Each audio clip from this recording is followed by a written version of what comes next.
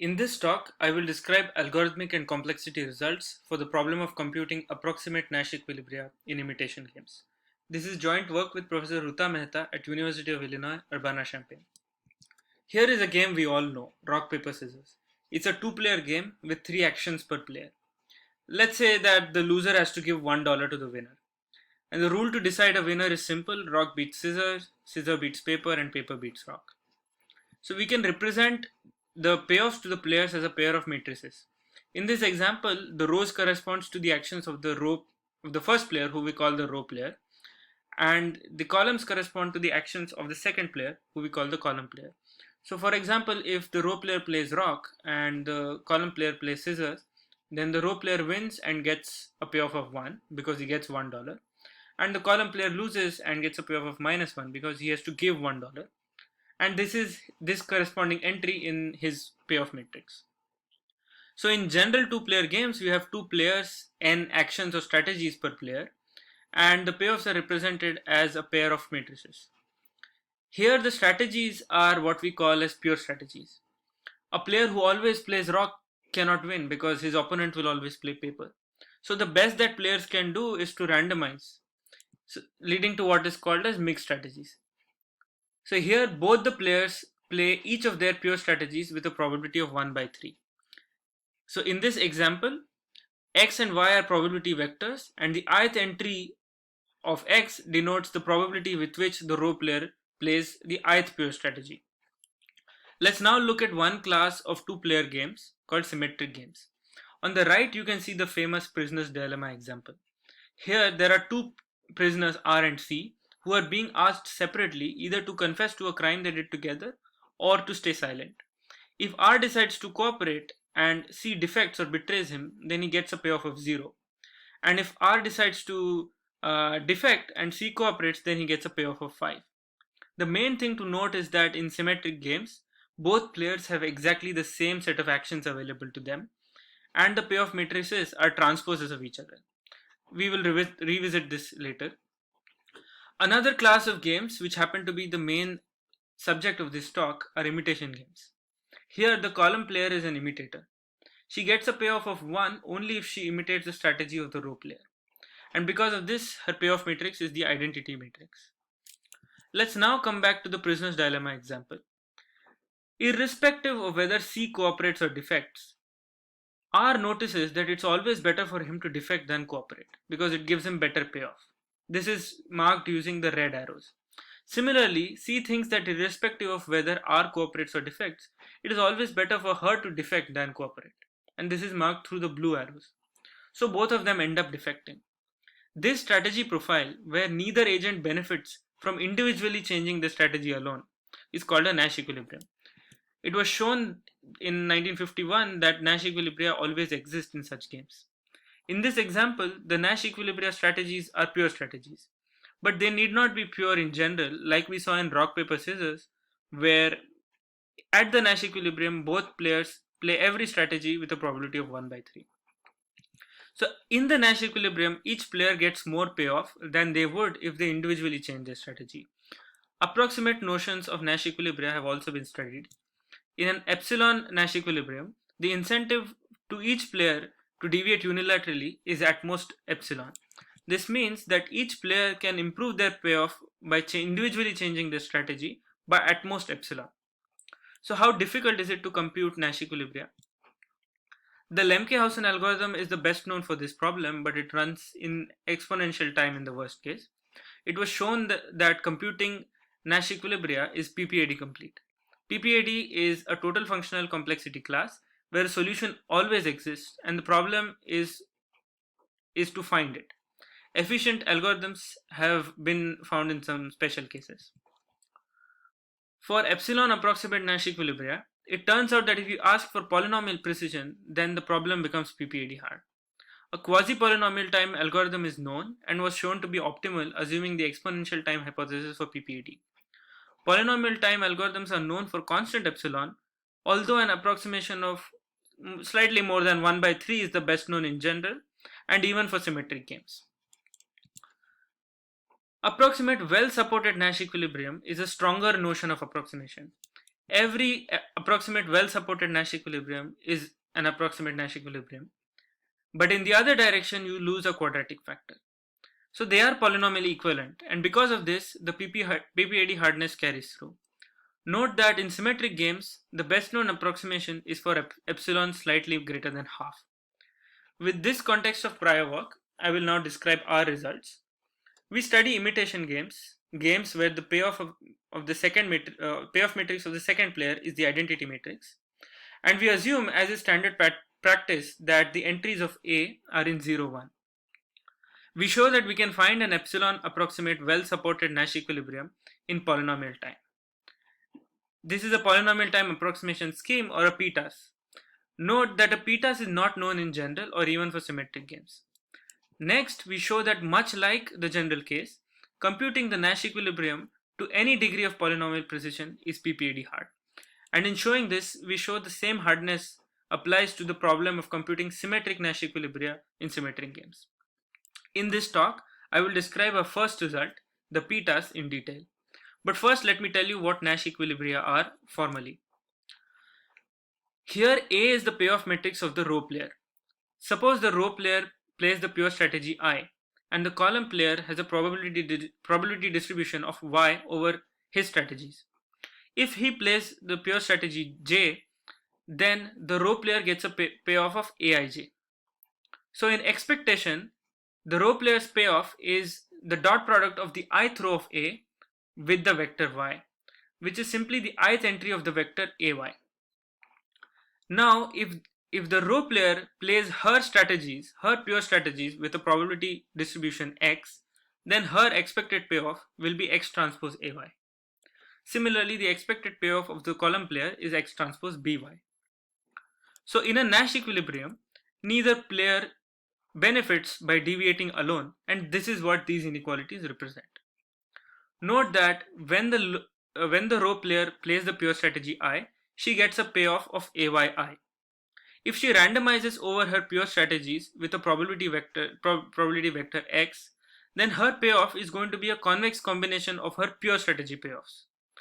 So she can maximize this convex combination only when she puts a non-zero probability weight on her best pure strategies.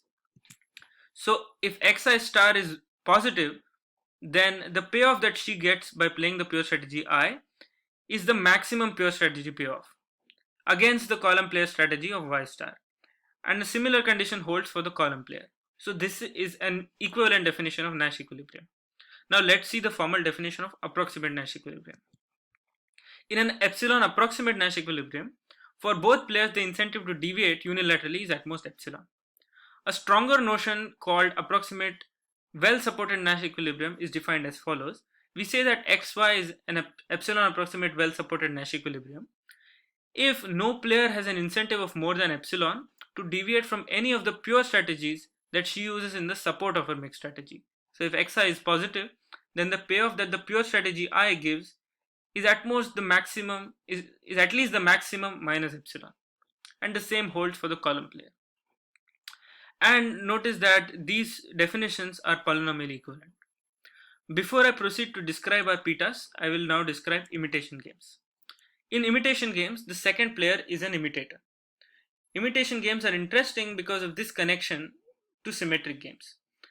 If Y is a Nash equilibrium strategy of the imitator in the imitation game AI, then it turns out that YY is a symmetric Nash equilibrium of the symmetric game AA transpose, and vice versa. Besides this connection, imitation games have also been employed in the study of the computational complexity of various problems. Now recall the definition of an epsilon well-supported Nash equilibrium for imitation games. Here we have used the fact that the payoff matrix of the second player is identity. Now because the imitator's payoff matrix is identity, in any Nash equilibrium the imitator assigns positive probability to a strategy that the first player also assigns positive probability to. Another fact about imitation games is that there always exists a Nash equilibrium where the strategy of the row player is uniform. That is, she plays every strategy in her support with equal probability. Let L be an integer more than 1 over epsilon. Now two things are possible. Either there is a Nash equilibrium of support of size less than L, or every Nash equilibrium has support at least L. We briefly study these cases and use them to design a polynomial time approximation scheme.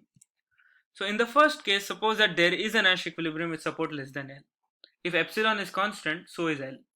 So the key idea is to enumerate all such vectors. So how do we do this? Look at the linear program on the left. We define one such linear program for each set S of size less than L. The first two conditions enforce that the payoff to the row player on playing strategies in S is the maximum, and when she plays strategies outside S, the payoff is possibly lesser. Recall that this is exactly the condition for Nash equilibrium. The next two constraints ensure that X is a uniform vector with support S. This condition ensures that the support of Y is a subset of S, which is the support of X, as we have in imitation games. And the last condition enforces that Y is a probability vector. Then we show that there is a Nash equilibrium with support of size less than L if and only if there is a set S of size less than L such that makes this linear program feasible. So let's look at a proof for the forward direction and assume such a Nash equilibrium exists. Then, as you can imagine, we can set S to be the support of X and pi to be the maximum pure strategy payoff. By definition of the Nash equilibrium, these two conditions will be satisfied. And because we are dealing with imitation games, the support of Y is the support of the support of X. So this condition will be satisfied. So there is some set S for which the corresponding LP is feasible. So what can we do with this?